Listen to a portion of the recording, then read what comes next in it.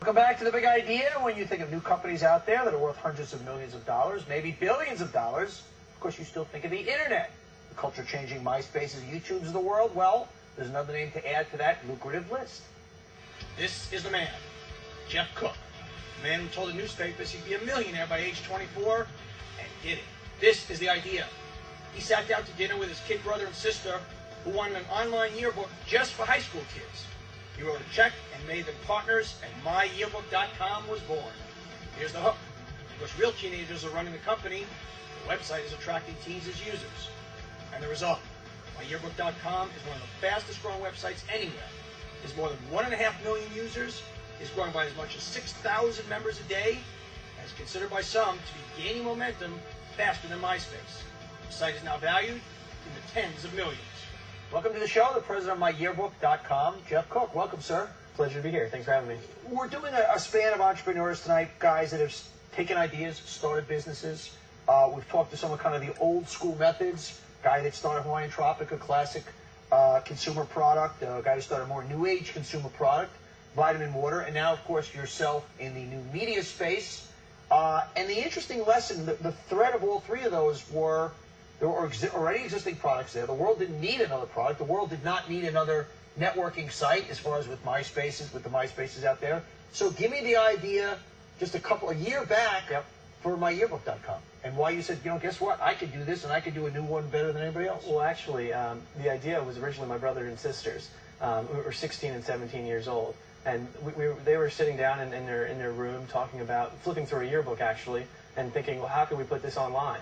And a couple days later, I had dinner at their house, and they mentioned that idea to me, and it just struck me as genius, because they hadn't even been aware of Facebook, and here they were coming up with the same idea, but at the high school crowd. So basically, I wrote them a $250,000 check, and we've been off to the races ever since. So your idea was basically, okay, you've got these networking sites out there. I'm going to just concentrate on the high school crowd. It's going to be there. That was the simple idea. Duh. That's right. And with David and Catherine being 16 and 17, that was powerful. I mean, only 12% of MySpace users are actually teenagers right now. And so it's a very powerful thing to go onto a site and have 90% of the audience be teens. It's amazing. So basically now you take from idea, okay, got the simple idea, networking for high school kids. They're not being underserved. Where do you go from there? Well, there you have to build the site. That's the hard part, right? So we went to India and we actually looked for a place to build the site, have it programmed. David, Catherine, myself, we were all writing specs, sending them to India each night on IM at like midnight because it's morning there in Mumbai. And by August, we launched across the world. We launched in April at just their school, and then in August we launched across the world. And now we have 1.5 million members. But how do you walk it? Once again, the thing I'm trying to get to is how do you get something off the ground? You have the idea. Now you build a site. You got a few $100,000. You go, you build a site. You just pop it up there. You don't get 1.5 million users. How did you all of a sudden build a business? Well, we had a real focus on making organic features, so that with my yearbook, all the features are about inviting your friends. About the value of my yearbook to you increases with the more friends you have on it. And so it's really an organic growth story. We didn't have to do that much except launch it. We launched it and they came. So you did have the better mousetrap. In your particular case, and we've done a lot of this in the show, that we know there's so much disgusting stuff going on the internet with predators and whatnot. Since you do have a space, it's all high school kids. How do you make it safe? Well, I mean, that is definitely one of the main things we're worried about. There's out of the 12 people who actually work at the company right now, 4 of us are only worried about safety. That's great. That's good to hear. I was going to challenge you. That's fantastic to hear. And so as far as when we launched my yearbook, we had the benefit of seeing MySpace and seeing how bad and raunchy it had gotten. And so what we did was what we made our policy is when anybody had any nudity, we removed their profile immediately. And so the policing of the community actually made a big difference. It never reached that tipping point where the graffiti of nudity led to more violent or more sexually charged atmosphere.